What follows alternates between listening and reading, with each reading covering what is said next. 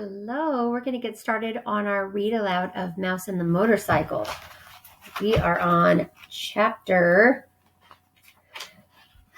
8, I believe. Yep, we are on chapter 8, A Family Reunion. So let me go ahead and get the camera ready for you.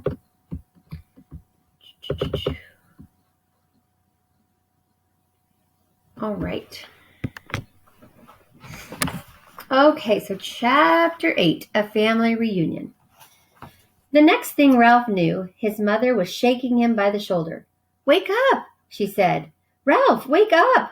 Room service has brought us another meal." "Room service?" Ralph rubbed his eyes, not believing what he had heard. "Room service has brought our dinner?" "Yes, a real feast, a whole blueberry muffin, and a chocolate chip cookie," said Ralph's mother. "Get up, we're having a family reunion." It all came back to Ralph. "Oh, room service," he said, understanding at last. "You mean the boy Keith?" "He is room service to me." Ralph's mother sounded happy and carefree. Ralph sat up. Already his aunts and uncles and many squeaky cousins were arriving by the secret paths in the space between the walls. It was a long time since anyone had had enough food for a family reunion, and there was rejoicing in the mouse nest for everyone but Ralph. He was thinking of the motorcycle he had lost and the promise he had broken.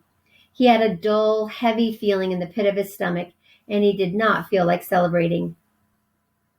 "Why, there's Ralph!" squeaked his Aunt Sissy, who thought she was better than the rest of the family because she lived in the bridal suite, where, she led her relatives to believe, riches of rice fell to the carpet when the bride took off her hat and the groom shook out his coat. The rest of the family knew Aunt Sissy was not as grand as she pretended to be, because very few brides and grooms came to this hotel these days.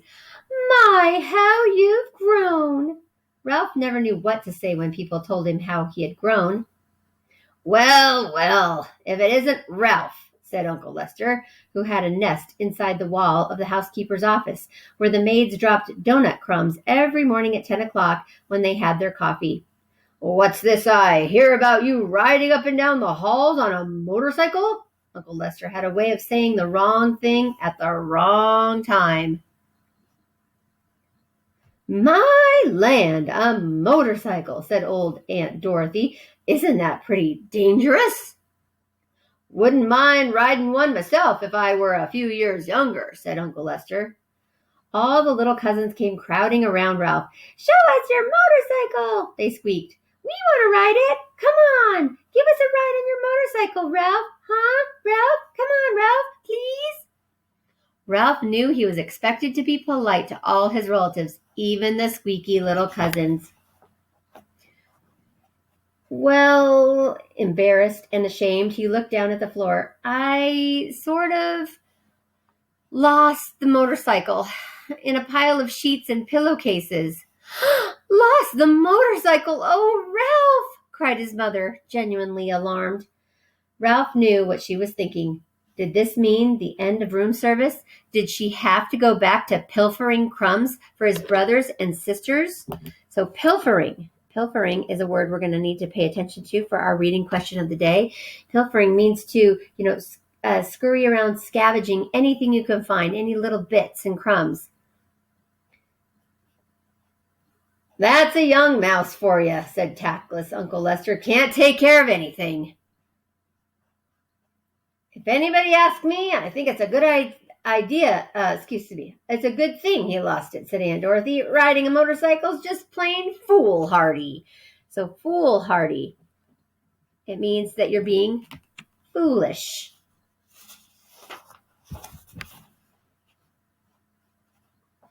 All the little cousins looked disappointed and sulky.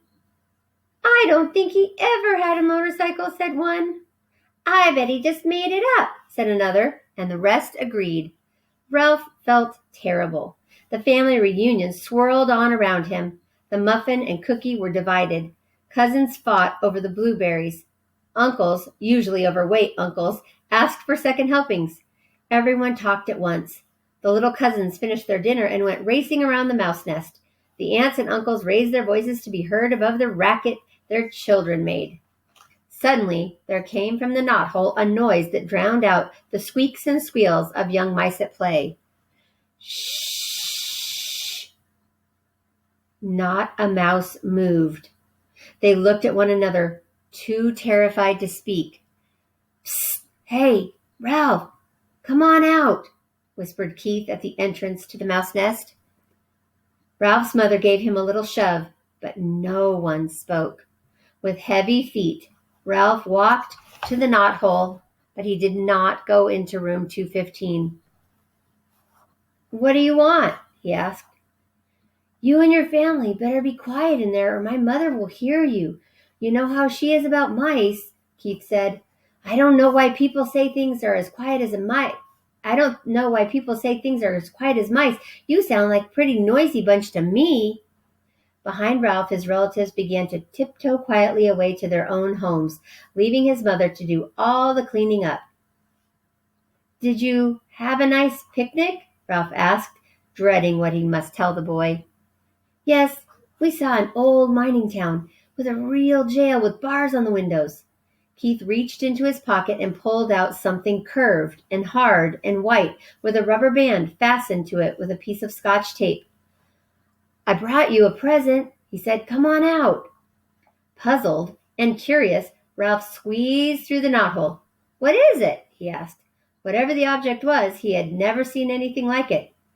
Half a ping-pong ball I found down in the game room, said Keith. See, I patted the inside.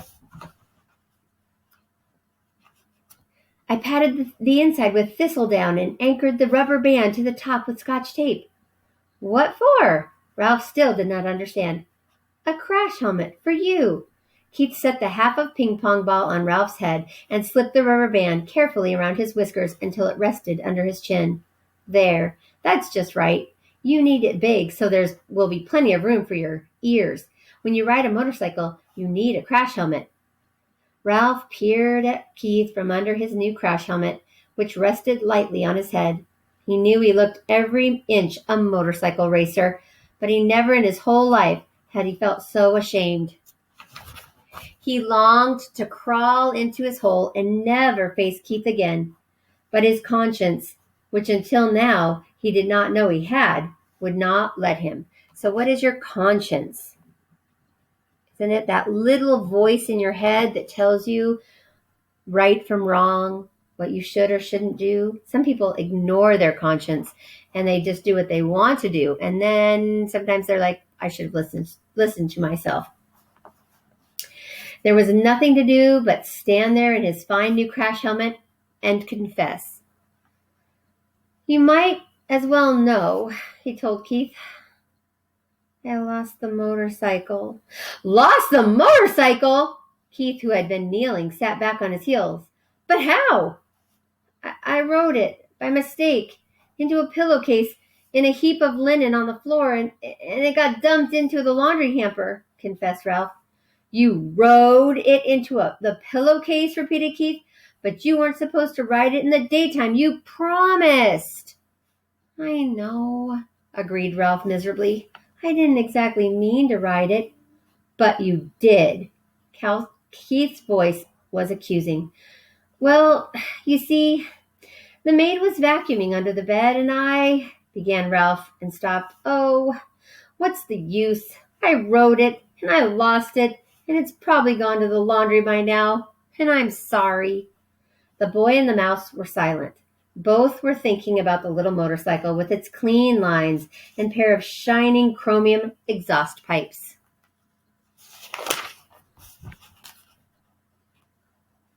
That motorcycle was my very most favorite of all my cars, said Keith. I saved my allowance and bought it myself. Ralph hung his head in his crash helmet. There was nothing more he could say. It was a terrible thing he had done. I guess I should have known you weren't old enough to be trusted with a motorcycle, said Keith. The boy could not have said anything that would hurt Ralph more. Why would that hurt Ralph? I guess I should have known you weren't old enough to be trusted with a motorcycle.